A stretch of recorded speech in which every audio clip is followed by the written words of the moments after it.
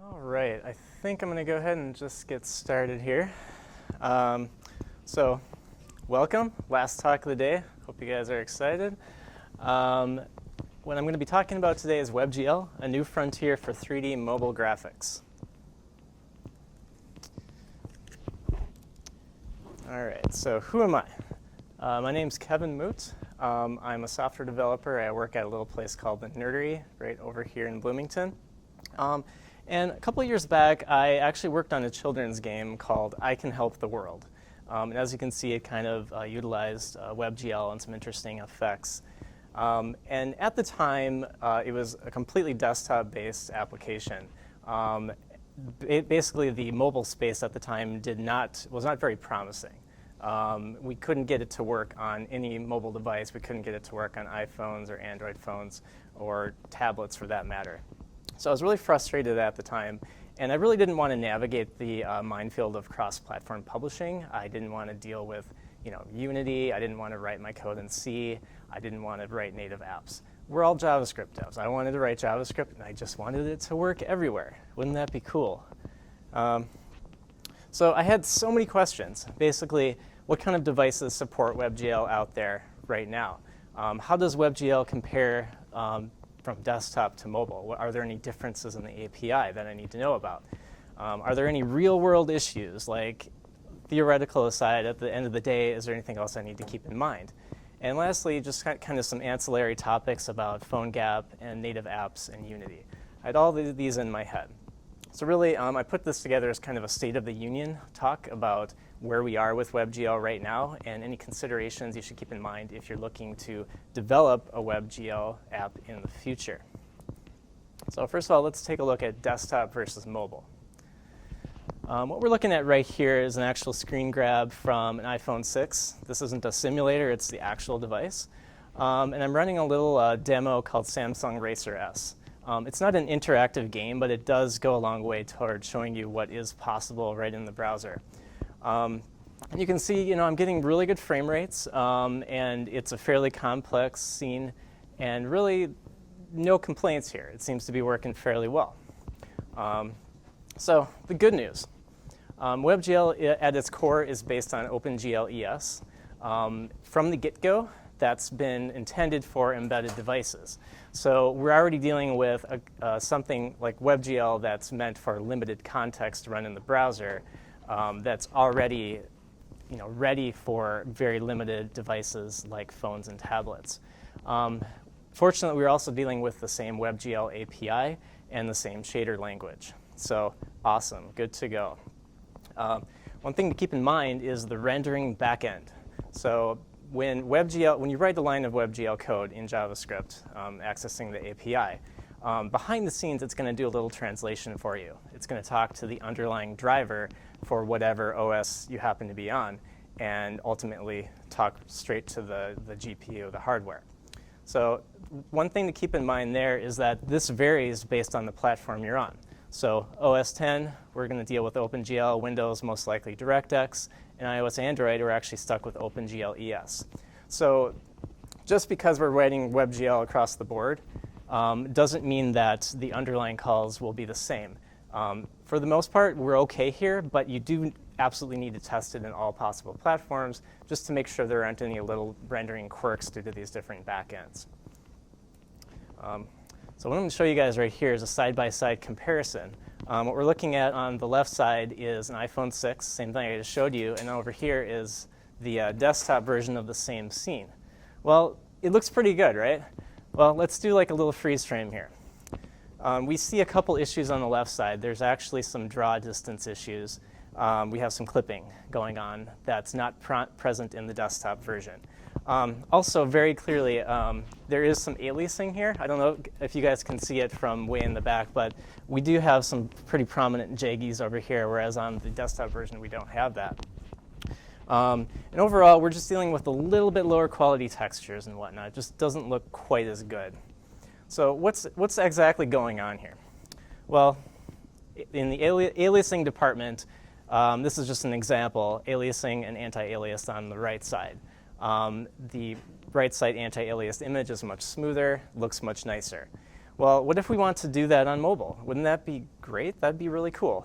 Well, if you actually query that attribute in WebGL land, you can pop that in your browser, and you're going to actually get a big fat false back. So what that means is anti-aliasing is not supported. I tried this on every mobile device I could get my hands on, from Windows Phone to Android to iOS. It is just not supported anywhere. So presumably all the browser vendors got together and had a little conspiracy and said, we're not going to support this. But to tell you the truth, that's more likely due to a performance issue. We don't want people shooting themselves in the foot with anti-aliasing when it's just going to kill performance.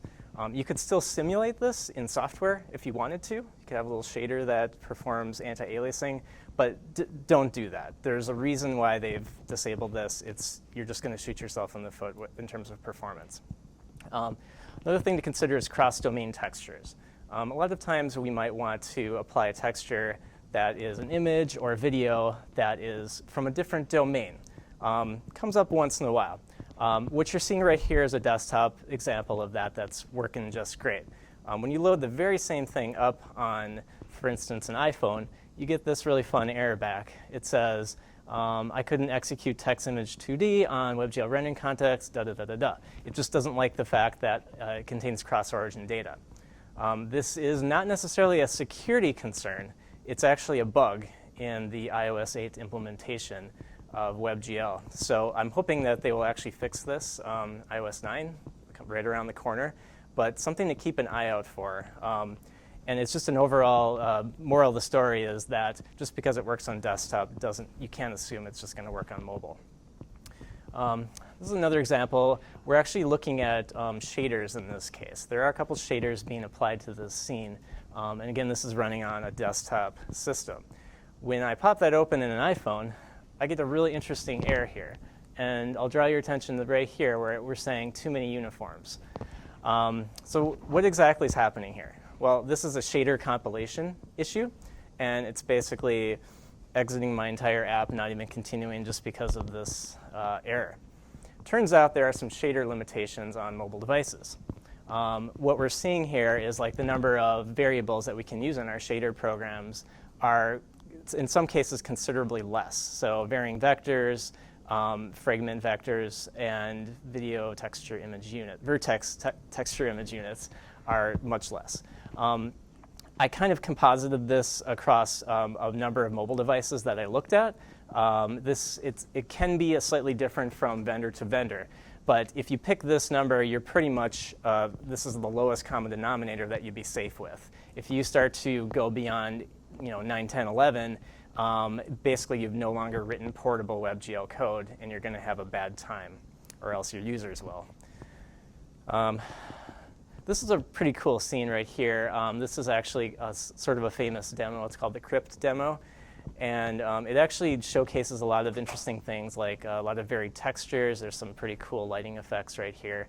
And again, works great on desktop systems. We pop that open on a mobile device, and we get another giant error here. Look what happens. Texture compression is missing. Well, what the heck is going on here? Well, first I'm going to tell you guys a little bit about texture compression, just in case you're not aware of what this is. Typically, for a texture source, you'll want to use an image, so maybe a PNG or a JPEG. Well, JPEGs are already compressed to a certain degree, right? But when WebGL wants to use that, it's going to unpack the JPEG into a straight bitmap, and your 300K JPEG becomes 3 megabytes worth of video memory. On mobile devices, video memory is extremely precious, whereas on desktop machines, you can pretty much not worry too much about it. You can assume your users will have hopefully gigs of memory. On mobile devices, that is not the case. So the strategy for texture compression is to actually use a proprietary form of compression, not a JPEG or a PNG that you might be used to. Pre-compress it, and then send that to the graphics library. At that point, it will store the texture image in memory already compressed. So instead of that 3 megs, it might still be 300K. It'll actually decompress that on the fly as it's needed. So going back to the error, what exactly happened? Well, it turns out there are 3 different texture compression formats. This is kind of like the whole VHS versus Betamax wars. It's, who's going to win out on this? I don't know. But the world that we live in right now is on desktop. We have S3TC, iOS PVR, and Android, depending on the vendor, PVR or ETC1. So in the end, if you really want to write a portable application, you have to support all three of these texture image formats or texture compression formats, or just forget about the whole deal. There is a way to query for available texture compression on a given device. The code's a little bit convoluted here. You can also just use Three.js. They have some really nice sort of wrapper functions around this, supporting every one of these texture formats. So another thing I did, I sat down and said, well, what's the difference between WebGL extensions on different devices? Surprisingly, in sort of the Apple ecosystem, I found that a desktop Safari had virtually the exact same extensions as sort of the equivalent iPhone or iPad device, which is kind of interesting, except for that aforementioned texture compression I told you guys about. So that's actually pretty nice.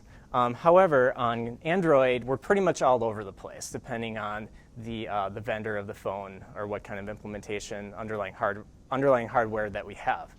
And one more thing to note about textures is that we do have a limitation on size. And again, there are sometimes vastly less capability as far as the total texture size that you could deal with in any one given texture compared to desktop. So just keep that in mind. All right, so I'll shift over to talking about a little bit about the browserscape. What does the landscape of browser support look like for WebGL right now? Well, on desktop, pretty much the birth date of WebGL was circa 2011, where Firefox and Chrome pretty much took off right away, leading the pack. So we had a pretty good market penetration of WebGL right off the bat. And just recently, we have Safari 8, Opera, and Internet Explorer 11 joining the bandwagon. So it's actually looking pretty optimistic on desktop right now. I'm estimating that at least 80% of average users out there will be able to view your WebGL apps without any problem. The remainder are kind of legacy or enterprise users that are stuck with old IEs. Why would they want to run WebGL anyway? I don't know. So on mobile devices, the landscape isn't quite as good, but the momentum is there. So we actually similarly started out in 2011. I'll talk to you guys in a little bit in a second about what was going on here. But we had a couple browsers supporting that.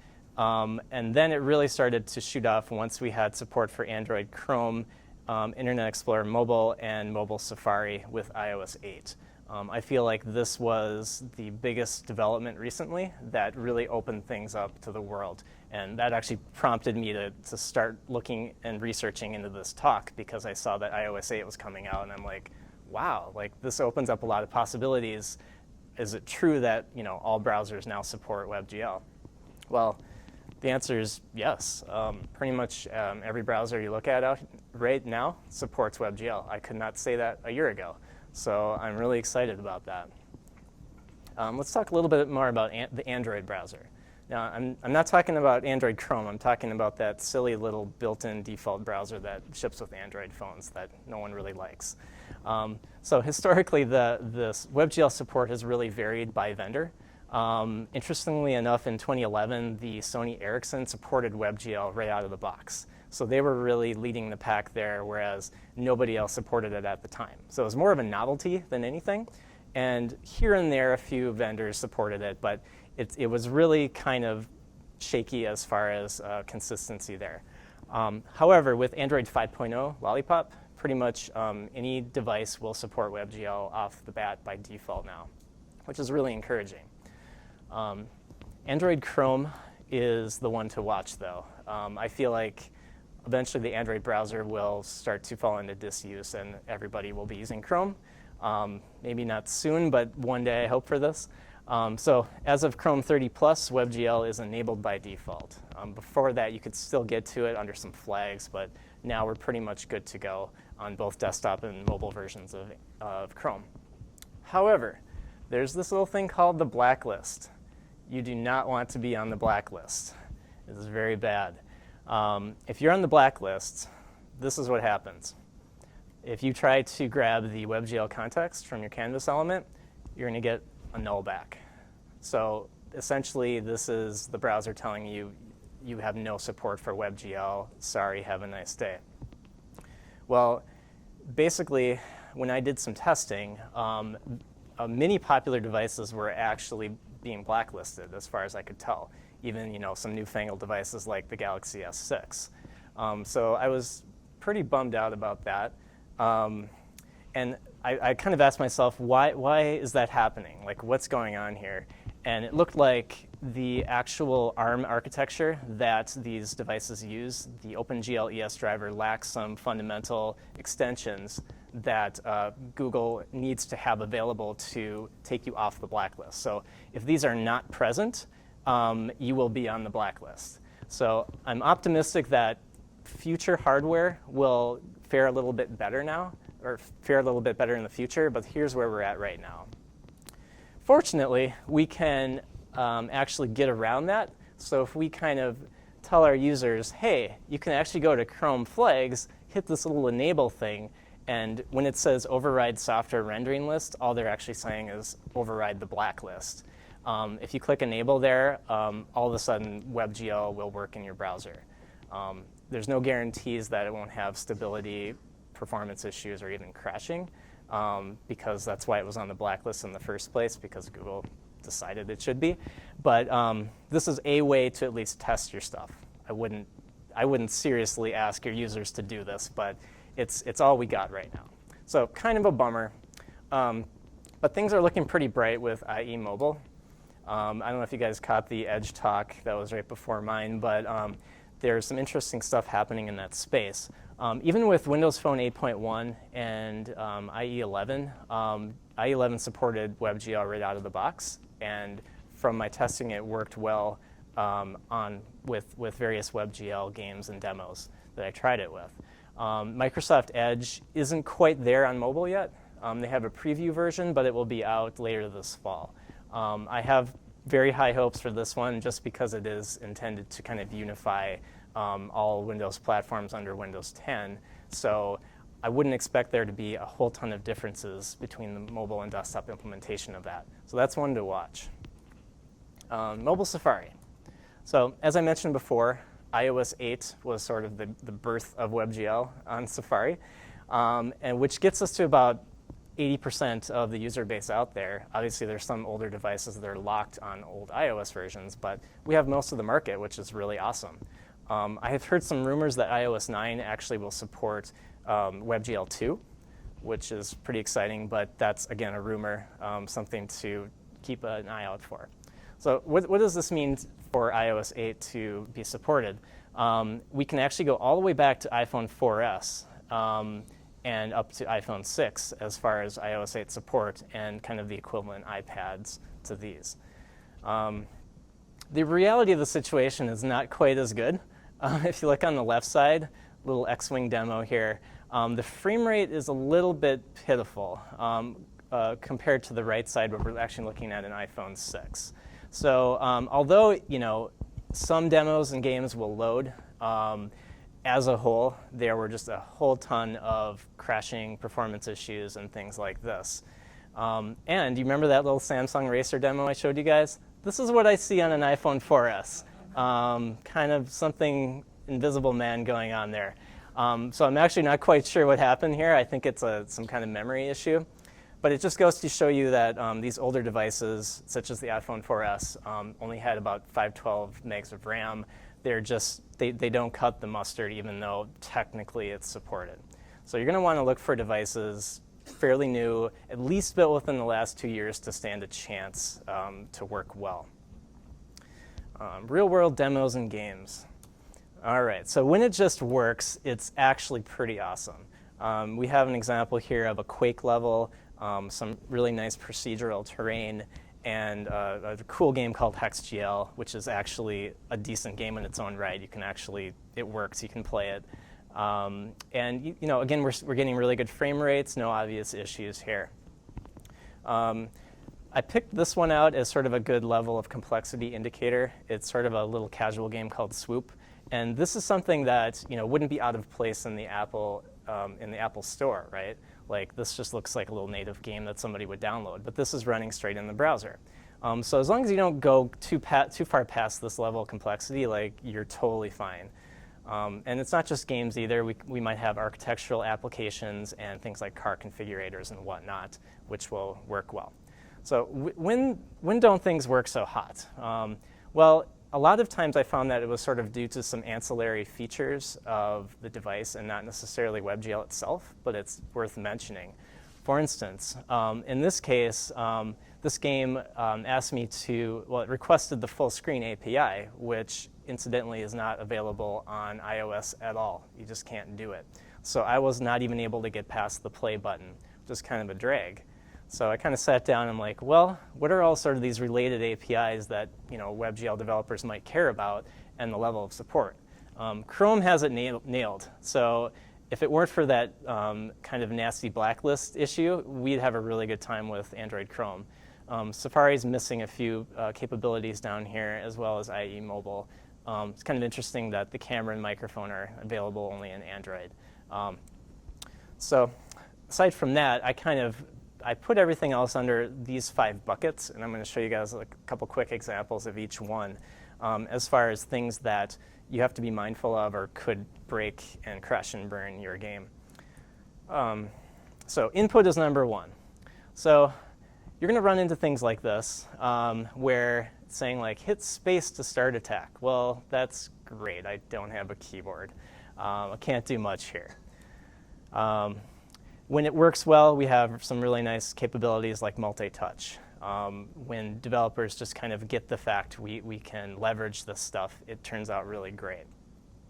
So in the end, how do we handle touch elegantly? Well, we can put the onus on the user. That HexGL game I just showed you actually offers the user to choose whether they want touch controls or a mouse and keyboard. We can also be a little bit smarter about that and do some feature detection and add touch events if a touch screen is present. That's not a good idea, though, because we can have devices like the Surface or basically like Chromebooks that have both a touch screen and a mouse keyboard. So you don't want to assume either one. It's better to use pointer events. If you haven't looked at the pointer event spec, I highly recommend it. It's great. Basically, the same function can capture both taps and clicks. You don't have to write separate code, separate switch statements, if conditions, and all that. You just write it once and it works. Battery is another consideration. You're building desktop applications. Who cares about battery life? Well, now in the mobile space, you're going to have to be mindful of that, or you're going to have a lot of unhappy users. So some battery killers. Full screen. If it's supported, it will kill your battery very quickly. Running well inactive. Basically, in applications, you're going to have kind of a constant run loop that is continually running during your application. Hopefully, you're being smart about that and kind of using a request animation frame. But still, you might have logic running behind the scenes when somebody, for instance, tabs out of your application. So you want to look into things like the visibility changed API to make sure you shut everything down. Otherwise, in the background, it's just going to keep killing battery. Continuous rendering, if you can avoid doing that continuous rendering, for instance, if nothing changes in your scene, don't render anything. Don't do any work. Basically, that's the worst possible thing if you're just sitting still and basically your scene is still churning, but nothing's actually going on. And then this is one that not a lot of people think about, but network access. If you have like a flurry of AJAX calls, for instance, and going on in the middle of your application, the radio, the antenna will come on, will be requesting network access, and it's going to sap the battery like no one's business.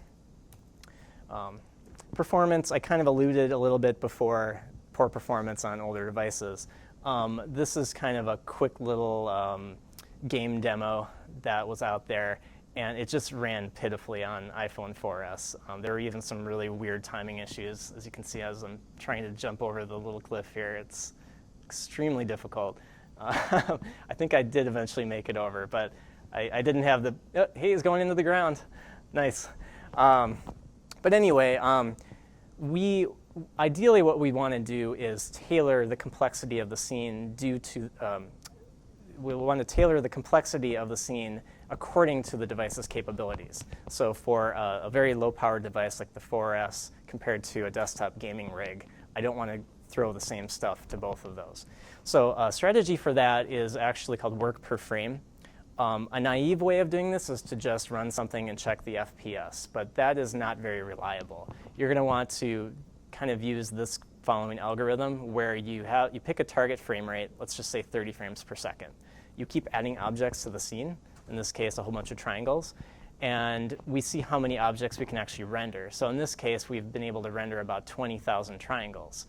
And then based on that benchmark, we can tailor the quality of our application, maybe lowering the quality of the textures or the geometry, simplifying that a little bit.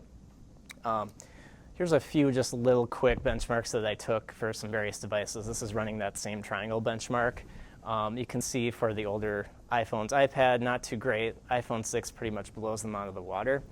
I compared this, the bottom 3 tiers are desktop rigs. It was kind of surprising. An older Windows desktop actually underperformed some of the iPhones. So it's kind of interesting. But once I got to a semi-reasonable gaming rig with a nice video card, you can see that there's really no comparison. So the moral of the story is your users are going to be all over the place. There's no one-size-fits-all solution here. Couple optimizations. This is a whole talk in itself, so I'm not going to talk your ear out about this, but you're going to want to at least do your due diligence to optimizing your code. You're going to want to minimize draw calls, make sure occlusion culling is in place. You're not drawing things that are hidden. You're going to want to reuse the same material and textures whenever possible and simplify geometry. Another little trick that I like to use, and it's basically, I call it just reduction of resolution. So basically the more pixels we have to push, the higher the resolution. If we can lower the resolution, we don't have as many pixels to deal with. So the video card is going to basically, this is like a vacation in Bermuda on a hammock with a nice mixed drink for your GPU. So we can actually make the canvas pretty small here, maybe just like 100 by 200. And then scale it up with CSS. So you're actually going to be still rendering this little tiny thing out as far as the GPU is concerned, but your user is going to see the whole thing expanded to the size of the browser window. And how you would do that is just, you can have a certain width and height in your canvas. This is just an arbitrary number. It can be whatever you want, and then enlarge it using CSS.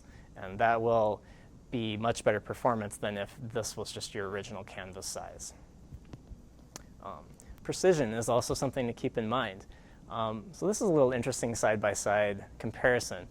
We can see on the left side there's some pretty crazy stuff going on here. It just looks like static.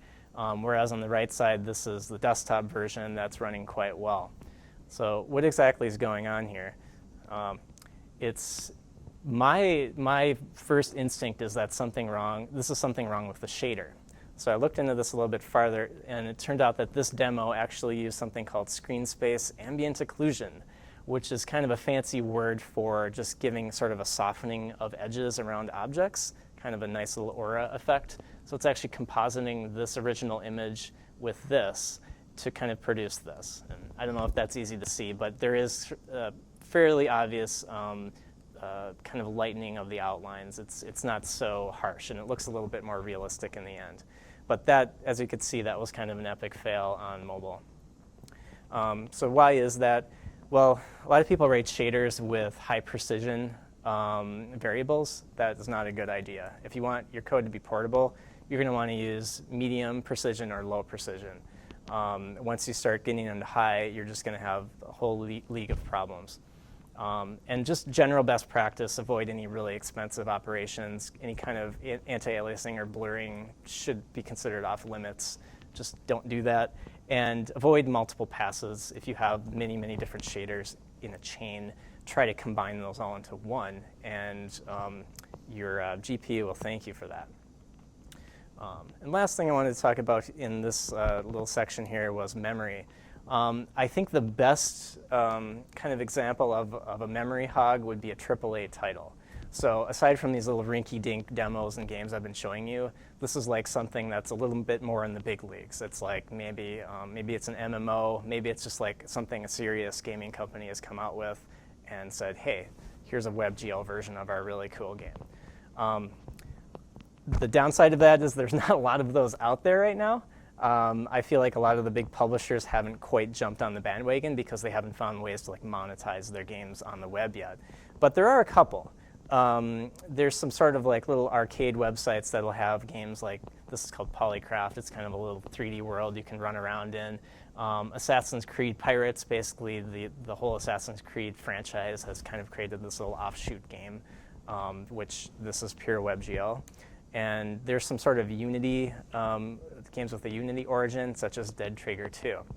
Well, turns out none of those really ran acceptably on mobile. I wanted to come here today and like show you how awesome these things were going to be running on my iPhone, but alas, I just could not get them to run. They would basically be an infinite loading screen. They would stall out right away. They would crash my browser outright. So what we're dealing with here is a memory constraint. Aside from all the other stuff I talked to you about, this is the most important limitation. With WebGL on mobile, we just don't have a lot of video memory. And to make matters worse, we can't even query the available VRAM. We can't say, how much memory do you have available for me to use? But we can react to the context loss. So what the heck is context loss? This actually is an event that is fired whenever you run out of memory, when you switch tabs, or kind of just whenever the browser feels like it. There's a couple other situations, like if you have too many WebGL contexts at the same time, but those are pretty rare. But in any case, you have to assume this could happen at any time. The way to handle that, there's a graceful way of handling that, and we have WebGL context loss and WebGL context restored events that we can tap into. Basically, once the context is lost, you lose everything. You lose everything that's been initialized, textures, buffers, shaders, programs. So let's say we kind of went over the memory limit and we would otherwise just crash the browser. At this point, we can handle the context loss event, do something intelligent here, and then when context is restored, this will be called right after all of that memory has been reclaimed, and you can recreate your textures, buffers, et cetera. Basically, if you have sort of an initialization function for your game, you can just call this again and boot everything back up again. So I'm not a fan of this kind of handling. It seems a little bit rinky-dink, but it's pretty much all we have available to us just because of the browser sandboxing we're dealing with. Mind the PhoneGap. So switching gears a little bit, I'm going to talk a little bit about some PhoneGap considerations and hybrid apps. So if you've ever done anything with native apps before, you will know that there's something called a web view. This is just an instance of a web browser that's kind of stuck inside of your native app. It's essentially, the exact same thing as, for instance, mobile Safari with a few limitations. If you're using PhoneGap, then this is internally what it's doing. It's just packaging up a native app with a little web view inside of it and then running your HTML and JavaScript in that guy. So why is this even important here? Well, up until more recent iOS versions and Android versions, we didn't even have the capability to use WebGL inside of these web views. Until Lollipop and not until iOS 8 could we actually use these. Furthermore, we have another interesting twist to this. With older PhoneGap implementations, we didn't have WebGL at all, right? So the best we can do is maybe, we could use the 2D canvas. We can slap some sprites on the screen and call it a day. It's about the best we could do with graphics. To kind of solve that problem, let's solve the problem of the fact we don't have WebGL, the performance is kind of slow, and we just don't like this solution. There's something that I like to call purpose-built browsers. And an example of that, you may have heard of these Cocoon.js and Ejecta. The goal of these browsers are to basically implement a subset of HTML and JavaScript. And it's not a full-fledged web browser. It's just kind of a simulator or just, again, a small subset. And what they'll actually do is convert your WebGL calls directly to OpenGL behind the scenes. So you could see that these actually, and these are WebGL implementations that are just running some 2D operations. But it does give you an idea of kind of the performance boost that we used to get out of these things. However, I'm going to postulate that these are no longer necessary because now we have Safari on iOS 8 that supports WebGL right out of the box, and it is very, very fast.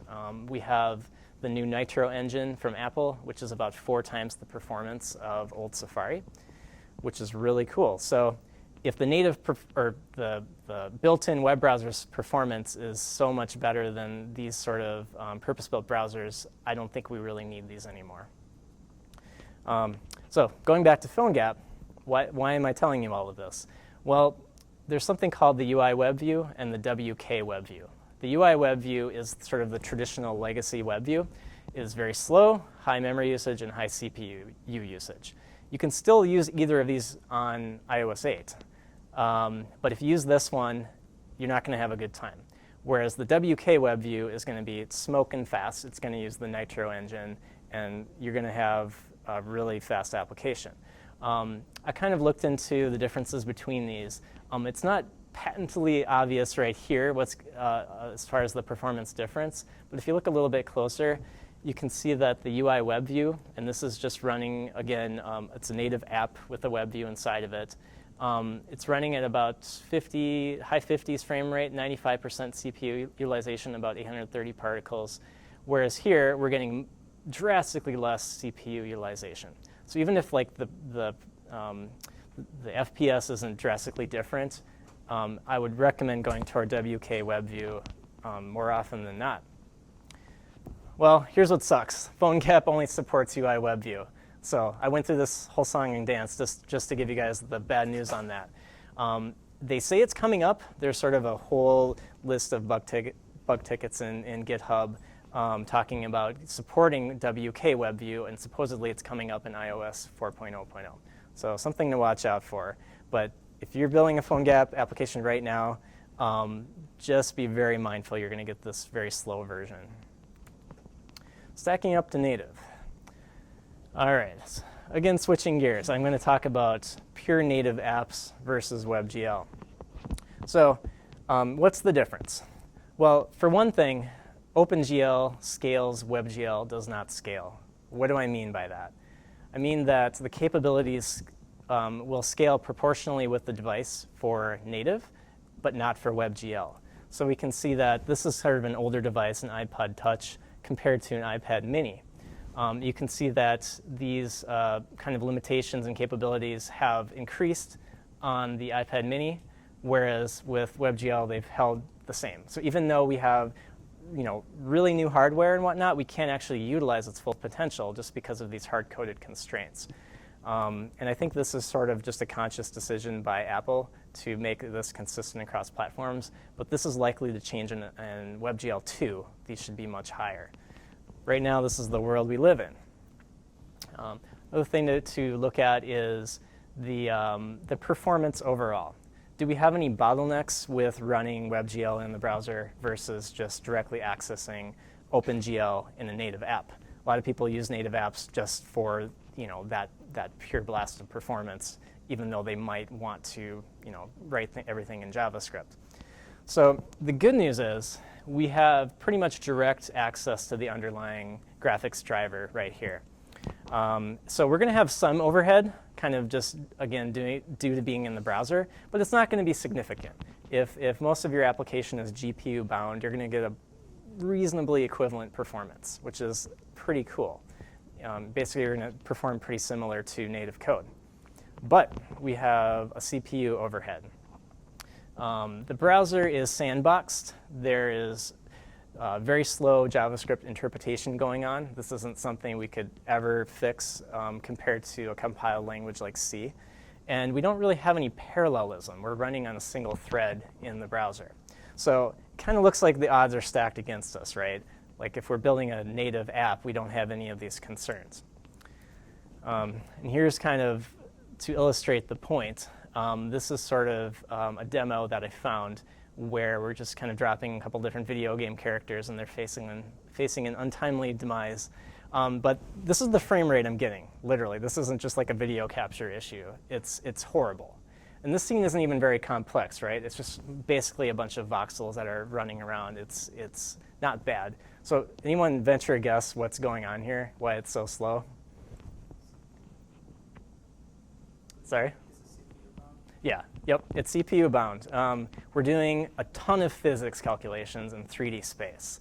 So what we're doing on every frame of animation, running all these calculations, and things like physics, artificial intelligence, and whatnot are all going to be CPU-bound calculations, where on a browser, these are going to be super expensive to do. On native, they're going to be a breeze. So how do we actually fix this?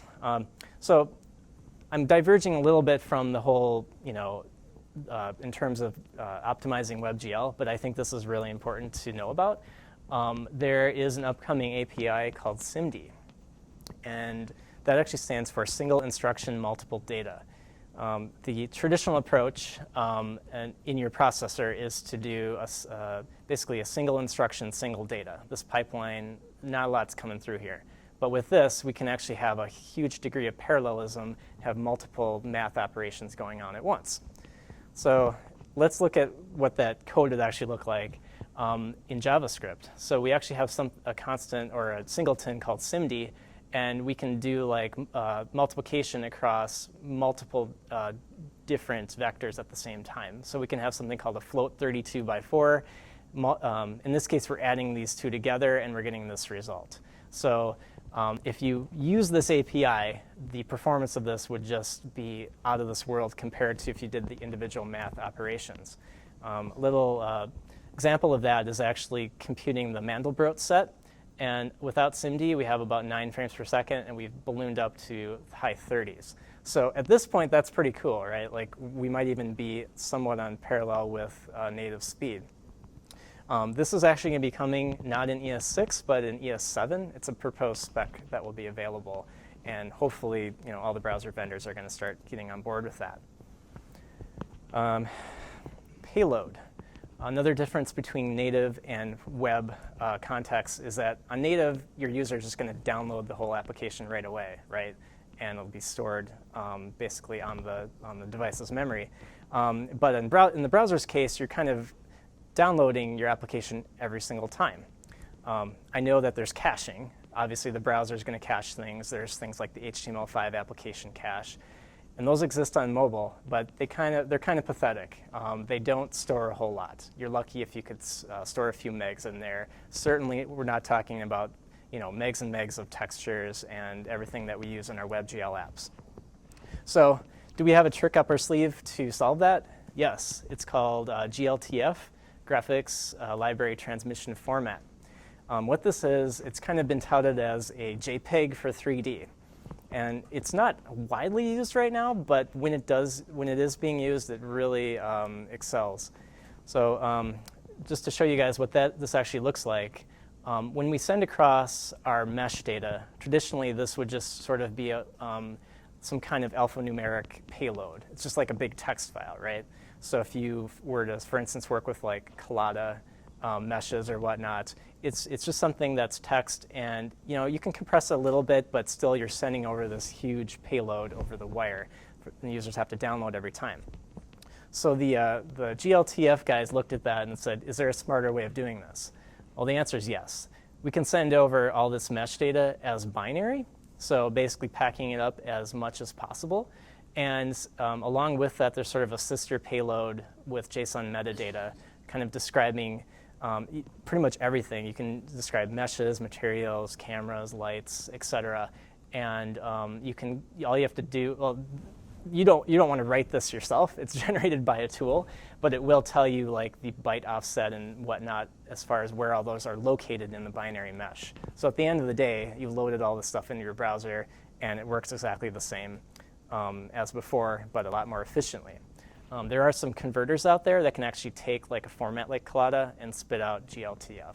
So I encourage you to take a look into those things. Again, it's pretty young in its implementation, but there are some known good implementations out there that have used it to full effect. Last thing I want to talk to you about is Unity. and transpilation. They kind of go hand in hand. If you guys have been to any of the talks today, you probably noticed a lot of people are transpiling maybe like ES6 code back to older versions of ES.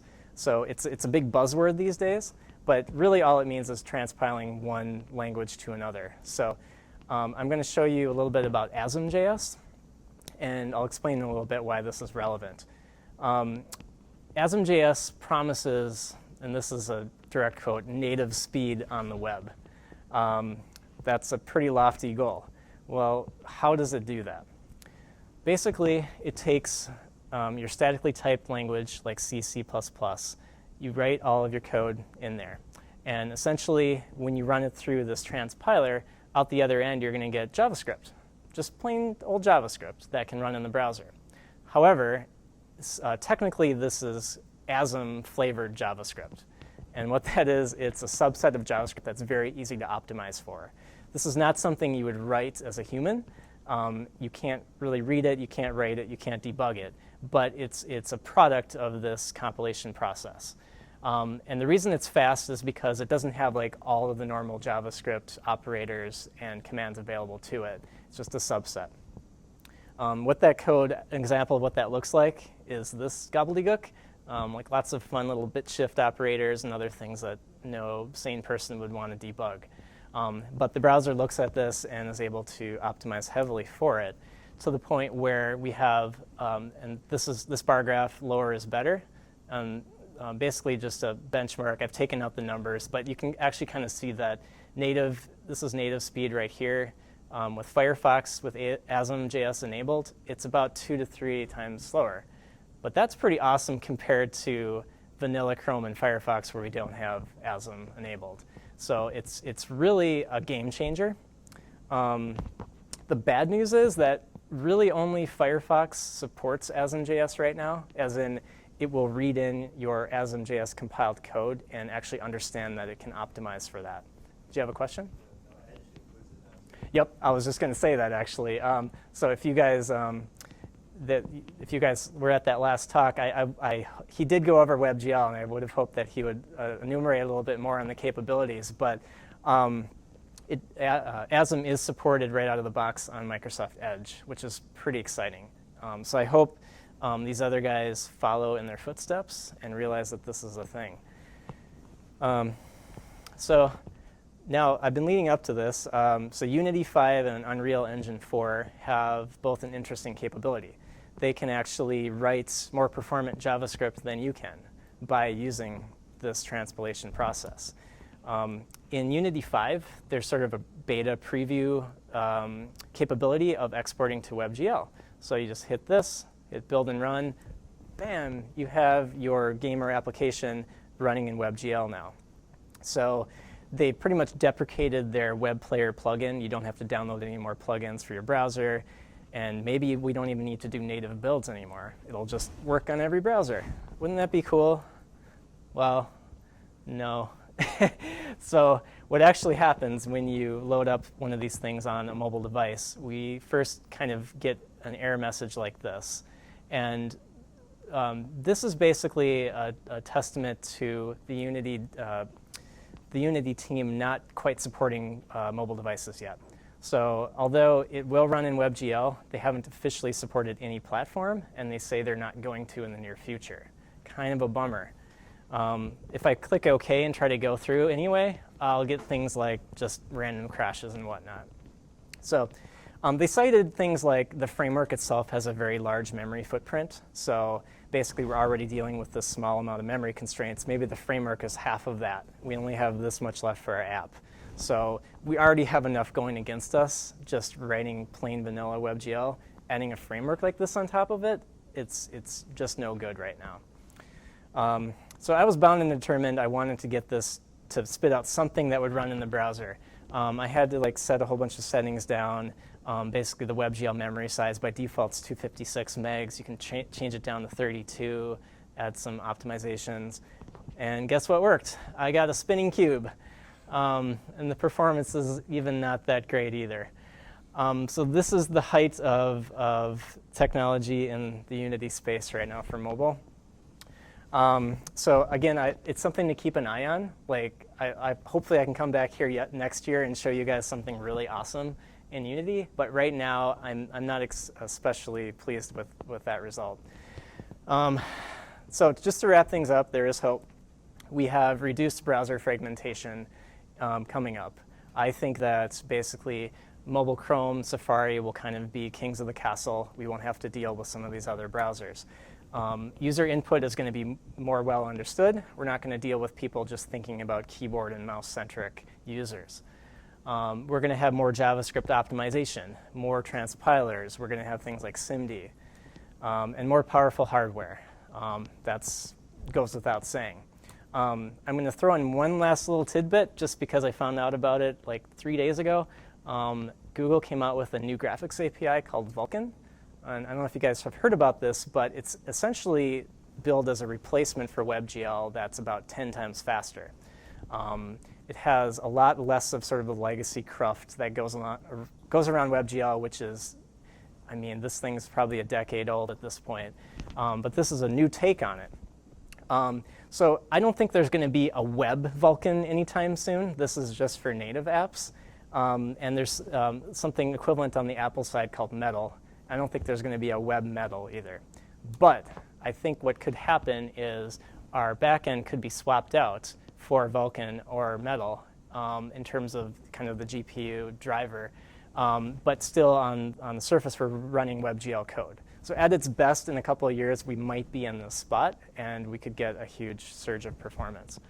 But we'll see. And that's all I got, so thank you very much.